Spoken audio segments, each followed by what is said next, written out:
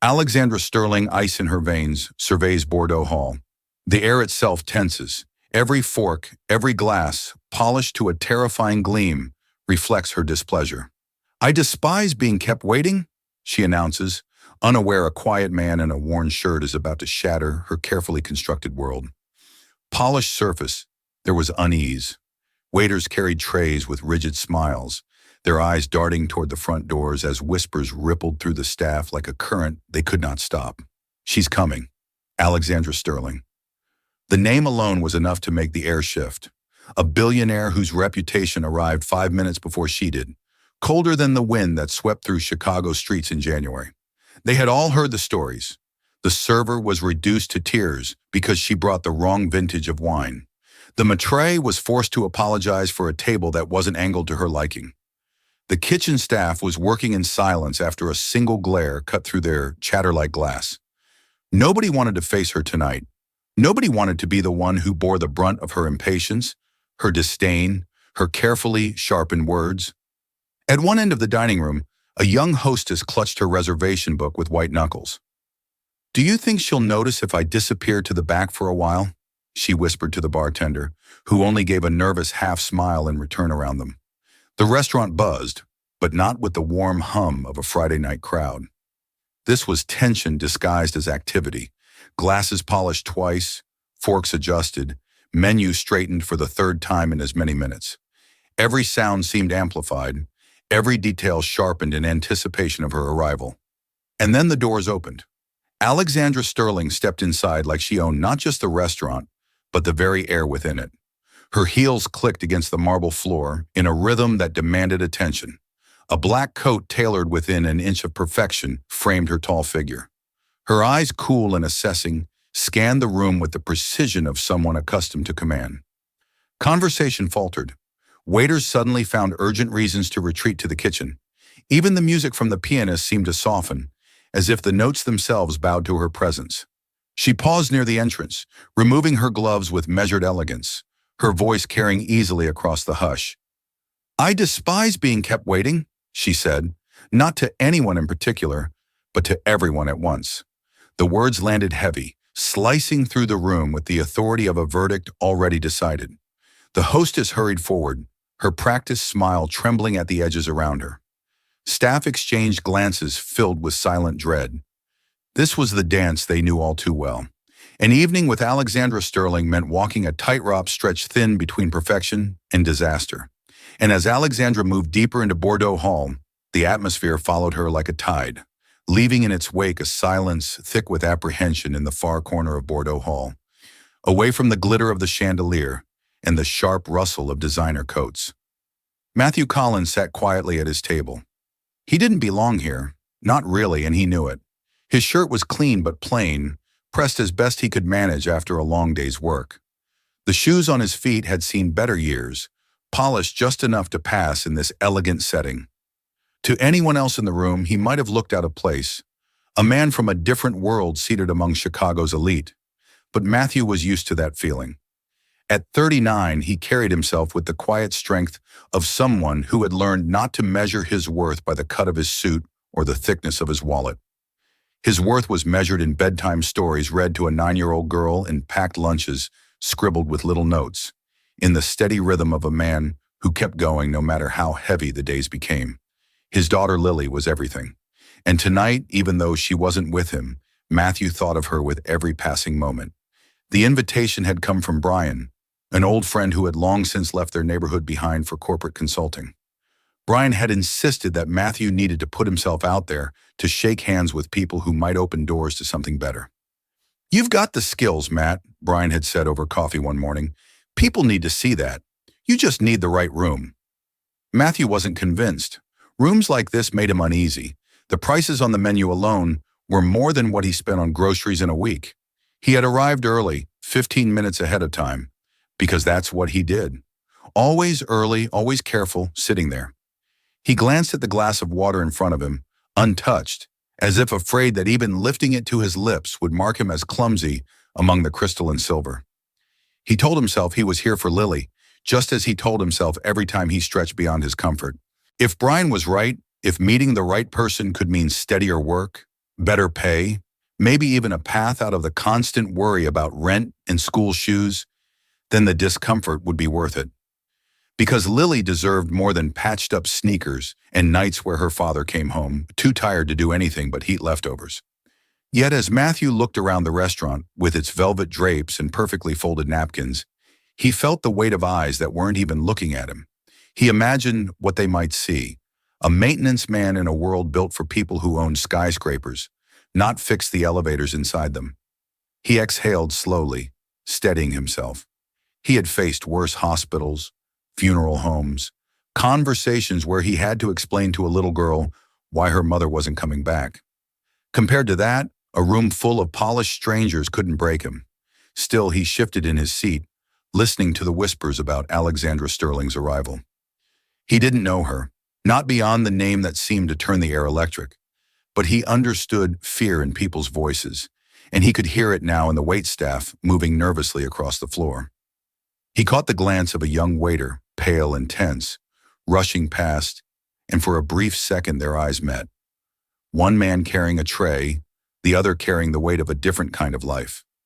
Matthew offered a small, steady smile, the kind of gesture he gave Lily when she was nervous before a test at school.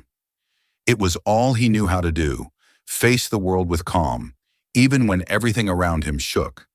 He didn't realize yet that calm was exactly what the storm at the front door was about to collide with. The hush that had swept through Bordeaux Hall when Alexandra Sterling entered lingered like smoke, wrapping around every table and every breath.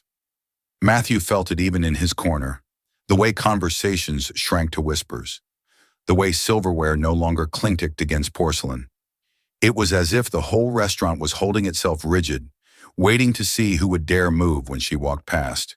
He had just begun to steady his own nerves when he realized the storm was headed directly toward him. Her heels struck the marble like a gavel as she crossed the room, her gaze cold and exacting, each step making staff scatter further. The hostess trailed behind, visibly trembling, murmuring about reservations. But Alexandra brushed her aside with a flick of her hand. She stopped at Matthew's table, her eyes narrowing as if measuring and dismissing him all in the same glance. "This is where you seated me," she said, her voice carrying to every corner of the room. "No one in this place is worthy of sharing a table with me." The words weren't just a complaint. They were a verdict, cast loud enough for the waiters pressed against the walls to hear. For the diners who had frozen mid-bite to swallow uneasily, Matthew lifted his eyes, calm and steady. He had spent years looking into storms, some emotional, some financial, some that came in the form of a daughter asking impossible questions about why life had to be so unfair. This was just another storm, only louder, dressed in silk and diamonds. He folded his hands on the table, his voice even, without an edge. "I don't think that's true," he said quietly, though his words carried farther than he expected. "Everyone here deserves to be treated with respect." The silence that followed was immediate and sharp. A fork clattered somewhere across the room and then nothing. No cough, no shuffle of feet, not even the pianist daring to touch the keys. Every eye swung toward the corner table, where a man in a plain shirt had just spoken words no one else would have dared to say. Alexandra's expression faltered just for a heartbeat. She was used to apologies, to hasty corrections, to people scrambling to fix her displeasure before it turned into something worse. But this man hadn't scrambled. He hadn't apologized. He had simply met her stare and reminded her without flinching of a truth she had long ago buried beneath layers of control and wealth. Her lips curved into something caught between disdain and intrigue. She leaned slightly closer, her tone dipped in ice. "Do you have any idea who you're speaking to?" Matthew's answer was simple, his gaze unwavering. "Yes, but I also know it doesn't change the way people should be treated." The staff exchanged glances, some with wide eyes, others with the faintest flickers of relief that someone had said what they never could. For a moment, the great Alexandra Sterling was the one standing in silence, studied instead of feared. Matthew didn't move, didn't fidget, didn't look away. Years of raising Lily alone had carved patience into his bones, teaching him how to stand steady while the world threatened to collapse. Now in this polished hall of chandeliers and whispers, that patience was the only thing keeping the air from shattering. The tension was thick, almost unbearable. Yet beneath it was something else, an unspoken shift for the first time in a very long while. Alexandra Sterling was not the one dictating the terms of the evening. She had been challenged, not with arrogance, but with quiet dignity, and everyone in Bordeaux Hall could feel that something extraordinary had just begun. Alexandra held his gaze a moment longer, her expression sharpened like glass. Then, with the kind of deliberate grace that always placed her in control, she pulled out the chair across from Matthew and sat down. The room seemed to exhale, but the silence lingered, every ear still tuned to the corner table. She set her gloves neatly beside her plate, her tone cool, measured, each word chosen like a chess move. "You speak of respect as if it is owed to everyone," she said, tilting her head slightly, her eyes studying him as though he were an unusual specimen. "But the truth is, society doesn't work that way. Money dictates respect. Influence commands it. Without those things, people are invisible. Surely you've noticed." Matthew let the words settle between them, his calm unbroken. He had noticed, of course. He had. He had lived it. Walking into offices where no one met his eyes and standing in grocery lines where people in suits glanced past him like he wasn't there. But he also knew that yielding to that belief meant giving it power. He lifted his glass of water slowly, took a sip, and set it back down with quiet care before answering. "I've noticed people try to pretend it works that way," he said, his voice steady. "But respect isn't something money can buy. It's something people either give freely or they don't. And the truth is, real respect comes from how you treat others when you don't need anything from them." A flicker crossed Alexandra's eyes, something sharp, almost amused. She leaned forward, her words edged with challenge. "Tell me then, do you honestly believe a man without wealth, without power, without a name that carries weight, can command respect in a world built on status?" Matthew's lips curved in the faintest smile, the kind that came not from arrogance but from certainty earned the hard way. "I don't need to command it," he replied softly. "My daughter respects me because I show up for her. The crews I've worked with respect me because I work beside them, not above them. Respect isn't about power. It's about presence, about dignity." Her posture remained flawless, but her fingers tapped once against the linen tablecloth, betraying the irritation of someone unaccustomed to being met with resistance. "And yet," she said, her tone cutting, "when I walk into a room, everything stops. People bend. They obey. Isn't that proof that money shapes the rules?" "Whether you like it or not," Matthew didn't flinch. "It might make people obey," he answered, his voice quiet but certain. "But obedience isn't respect. Fear isn't respect. They're not the same. You can buy silence. You can buy compliance. But you can't buy someone's heart." For the first time that evening, Alexandra did not have an immediate reply. The corner of her mouth tightened, as if weighing whether to dismiss his words as naive or to admit they struck closer than she wanted. Around them, the staff shifted, sensing the tremor beneath her composure. Matthew leaned back slightly, his voice softening. "Money is a tool, power is a position, but dignity that belongs to everyone, and kindness." He paused, his eyes holding hers. "Kindness is the one thing that proves who we really are." The pianist, perhaps sensing the weight of the moment, let a single note drift into the air, breaking the stillness. Alexandra's gaze lingered on Matthew longer than she intended. She had come expecting deference, the usual trembling compliance. Instead, she found herself staring at a man who carried no wealth, no title, no armor, but his own calm conviction. And somehow that unsettled her more than any challenge she had faced in years. For a long moment, Alexandra sat in silence, her fork untouched, her eyes steady on the man across from her. The sharpness in her tone had dulled, not gone, but softened enough that something else began to slip through. She drew a quiet breath, as though choosing whether to expose what she had kept hidden beneath years of armor. Finally, she spoke, her voice still even, but lined with something raw. "You think dignity and kindness can stand against the world I've lived in?" she asked, her gaze fixed on her glass of wine. "You have no idea what people are capable of when money's involved. Family, friends, even those who swore they loved me. They all turned. They all took. I learned early that affection was just a mask for greed, and when the mask slips, you're left holding the bill." Her words carried the weight of memory, sharper than any insult she had thrown before. She swirled the wine slowly, not drinking, her tone distant now, almost confessional. My own brother once sold me out for shares of a company I built. Partners I trusted stripped patents from under me, then smiled as though betrayal was just business and love. She paused, her jaw tightening. Love was the cruelest joke of all. Promises turned to contracts, affection to leverage. Every person who claimed to care for me ended up seeing only what they could take. The room once filled with the hum of diners seemed to fade as her words stretched across the table. For the first time that evening, Alexandra Sterling wasn't the untouchable figure who silenced rooms with a glance. She was a woman describing scars no one else could see. Matthew listened, his hands folded loosely, his expression unchanged except for the quiet focus in his eyes. He didn't interrupt, didn't rush to fill the silence. He simply let her speak. The way he had learned to let Lily talk through her fears after nightmares woke her in the dark.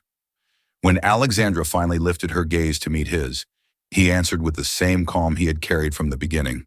I don't doubt any of that, he said gently. People can be selfish. They can betray. And what you've lived through, no one should have to carry that kind of weight. He paused, leaning forward just slightly. But punishing everyone you meet for the sins of those who hurt you, that doesn't protect you. It just keeps you alone. Her eyes flickered, the steel in them dimmed by a flash of something more fragile. He had named what she had never admitted aloud, that her power, her sharp edges, her unyielding control were less about superiority and more about survival. You call it punishment, she said, her voice quieter now. I call it self-preservation. Matthew nodded slowly as though considering her defense. Maybe it started that way, but somewhere along the line, survival turned into walls so high no one could climb them. Not even the people who never meant you harm. He let the words linger, then added, and I think you know that for the first time.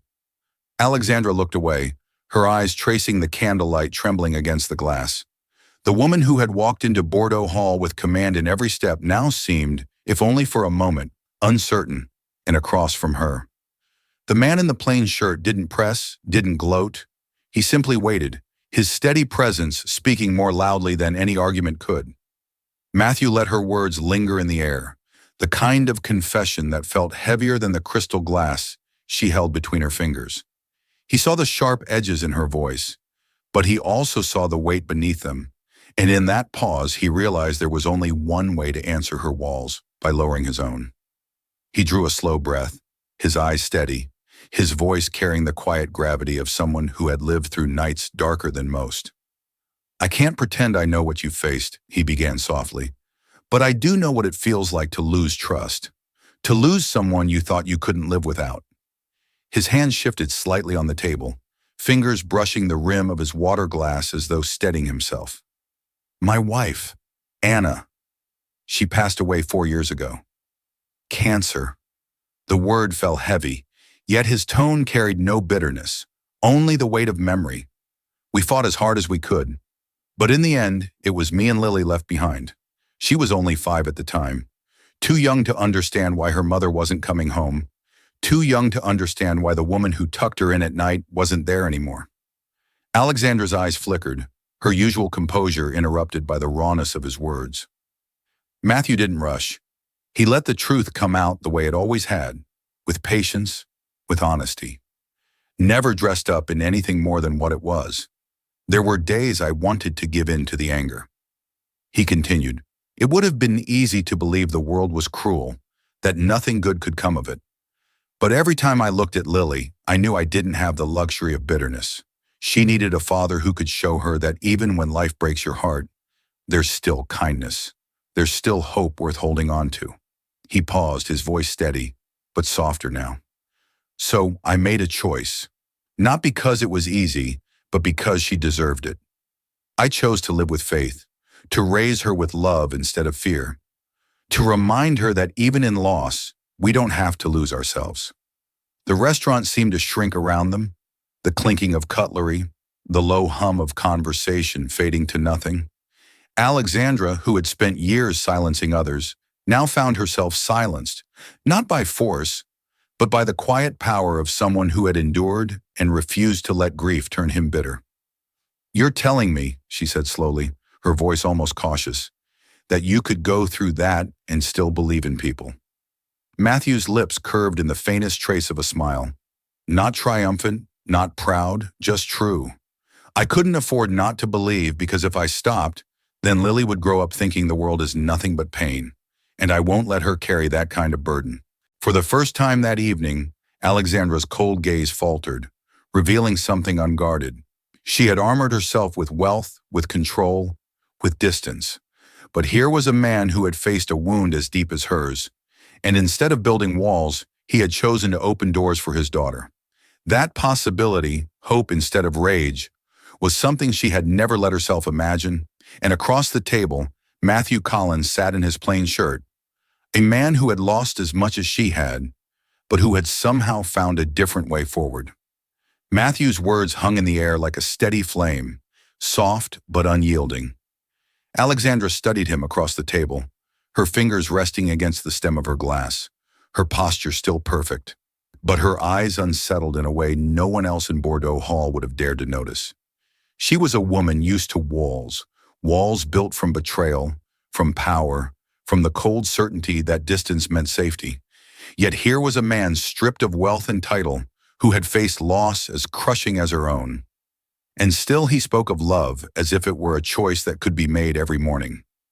Matthew leaned forward slightly, his voice lowering, his words measured but firm. "You know, money is a strange thing. For some it's a shield, for others it's a weapon, but at the end of the day, it can't change who we are. It only gives us more chances to show it. A person can use wealth to build walls so high no one can reach them." Or he paused, his gaze holding hers. "They can use it to build bridges, to create something good, something lasting." Alexandra's breath caught almost imperceptibly. She had spent her life convinced that every dollar was another brick in her fortress, another layer of insulation against those who would take advantage. But bridges, that word cut differently. Matthew continued, his tone steady, almost conversational, but carrying a conviction that pressed against the armor she wore. And pain works the same way. When life breaks you, you can let it harden you. You can decide to hurt others before they get the chance to hurt you. Or you can take that pain and choose to do the opposite. Choose to make sure no one else has to feel what you felt. The table between them seemed to disappear. For Alexandra, his words were not simple philosophy.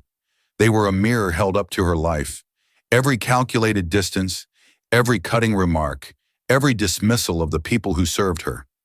It all flashed through her mind, not as strength, but as evidence of how thoroughly she had let the past dictate her present. She tried to answer, to summon the icy retort that had carried her through boardrooms and negotiations, but the words slipped away before they reached her lips instead. She found herself quiet, listening. Matthew's expression softened, his voice gentler now. "We can't control what's been done to us, but we can control who we become because of it. That's where the choice is." For the first time in years, Alexandra felt the ground shift beneath her certainty. She had built an empire on control, on never allowing herself to be vulnerable again.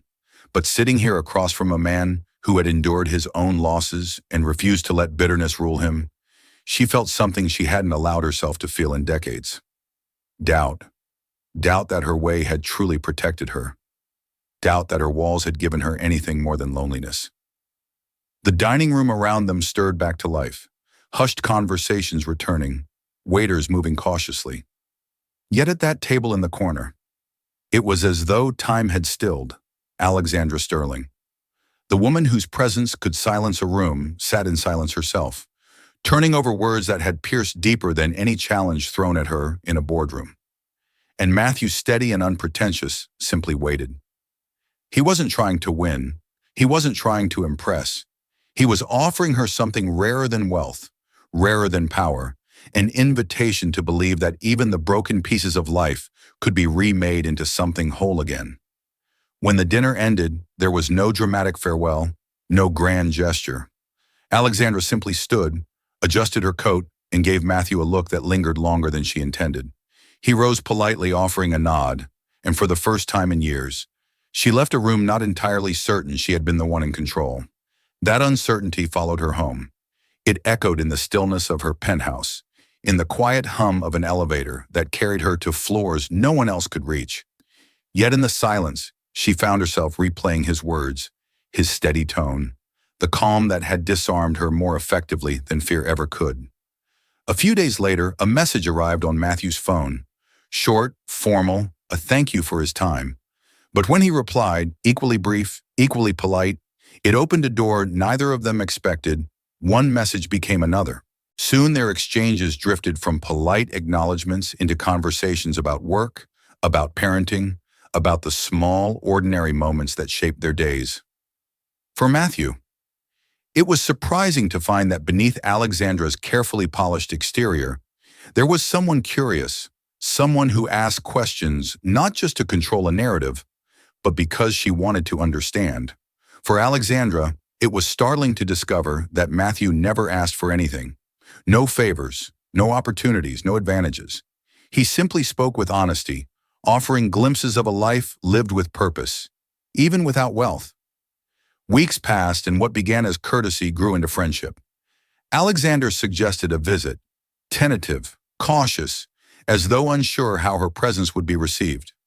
And so one Saturday afternoon, her sleek black car rolled down the narrow streets of Chicago's South Side, far from the polished marble she was used to. She stepped out in her tailored coat. Suddenly aware of how out of place she looked against the rows of modest apartments, Matthew met her at the door, his smile easy, his manner as unshaken as ever. But it was Lily who broke the moment wide open. The little girl came bounding to the doorway, her hair in loose braids, eyes bright with curiosity. "Are you the lady Dad had dinner with?" she asked without hesitation, her voice clear, her innocence cutting straight through Alexandra's defenses. Alexandra froze, caught off guard by the directness only a child could bring. She expected judgment or awe or the kind of hesitation adults carried when they recognized her name. But Lily's gaze held none of that. It was simply a child's question, wrapped in curiosity, unclouded by anything else. Something in Alexandra's chest tightened, a feeling she hadn't allowed in years. "Yes," she managed softly, her voice lacking its usual edge. "Yes, I am," Lily grinned, the kind of smile that reached her eyes without effort. "Do you like pancakes?" "Dad burns them, but I can make shapes." The laugh that slipped from Alexandra was genuine, unguarded, surprising even to herself. In that moment, the billionaire who silenced boardrooms found herself disarmed by a 9-year-old's invitation. She stepped inside the apartment, noticing the mismatched furniture, the toys scattered across the floor, the warmth that filled the small space. It was not luxury, but it was home. And as the afternoon unfolded with Lily showing off her drawings, Matthew making coffee in a chipped mug, and Alexandra listening more than she spoke, something shifted. For the first time in years, she felt the faint stirrings of belonging, not because of her wealth, but because of the simple way they welcomed her in. The first visit turned into another, then another, until Alexandra's sleek car parked outside Matthew's building became a familiar sight. At first, she arrived with hesitation, unsure whether she belonged in their modest world. But slowly, the walls she had carried for decades began to bend. She found herself slipping into their routines, not as a guest of honor, but as someone simply welcome. On Saturdays, she joined them at the neighborhood market. It was a far cry from the private deliveries she was used to. Aisles crowded, prices scrolled on cardboard signs. But she discovered something strangely freeing about choosing apples beside Matthew, listening to Lily chatter about which ones were best for pie. Alexandra carried the bags herself, the weight in her hands oddly grounding. Sunday afternoons meant walks in the park. Lily darted ahead, her laughter spilling into the crisp Chicago air, while Matthew and Alexandra walked side by side, their conversation meandering between small talk and the deeper threads that bound them closer each time. Alexandra caught herself watching the easy way Matthew listened, how he never filled silence with words just to prove something. It was the kind of attention she hadn't known she craved. Evenings brought the kitchen alive. Matthew would set out the basics, flour, eggs, milk, and Lily would declare herself sous chef Alexandra in a silk blouse instead of an apron. Rolled up her sleeves and joined in. It was clumsy at first, her manicured nails dusted with flour, her laughter quick and surprised when batter splattered across the counter. But Lily beamed at her, eyes wide with admiration. And suddenly Alexandra felt lighter than she had in years. One morning, while Matthew fumbled with the skillet, Lily tugged at Alexandra's sleeve and whispered with conspiratorial pride, "Miss Alex makes the best pancakes ever." The words landed with unexpected force. Alexandra had closed billion-dollar deals, earned headlines, commanded rooms full of power brokers. Yet nothing had ever warmed her the way that simple declaration did. She laughed then, really laughed, without calculation, without restraint. It startled even Matthew, who glanced at her as if witnessing a side of her he hadn't thought possible. Over time, Lily's nickname stuck. Miss Alex wasn't a title of wealth or power. It was a child's gift of belonging, one that Alexandra accepted with a softness she no longer tried to hide. She found herself looking forward to the evenings filled with school projects spread across the table, to grocery lists scribbled in Lily's handwriting, to the ordinary rhythm of life that money had never been able to buy. For the first time in decades, Alexandra Sterling wasn't defined by her empire or her reputation. She was simply a woman welcomed into a home, invited to share meals, laughter, and moments that mattered far more than her polished office towers. And as she sat at that worn wooden table, flour still on her hands, Lily's praise echoing in her heart, Alexandra felt a truth she hadn't dared to believe. Happiness wasn't something to conquer. It was something to receive. It happened on a rainy evening, the kind when the city outside seemed to fold into itself. Lights blurred through street, thunder grumbling low above Chicago's skyline in Matthew's small apartment. The power flickered once, twice, and then everything went dark. For a moment, silence held the room, broken only by Lily's soft gasp.